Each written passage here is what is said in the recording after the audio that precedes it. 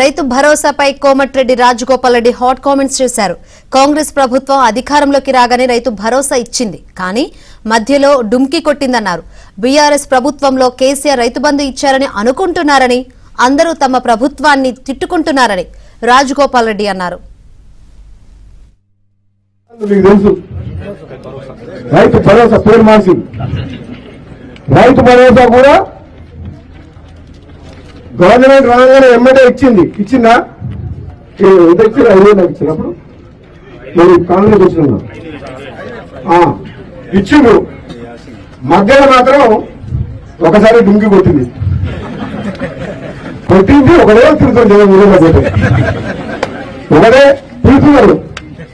ఏ కేసీఆర్ బాగుండే ఇస్తున్నారు కాంగ్రెస్ అన్నదా కానీ కేసీఆర్ బాగుండే రైతు బంధు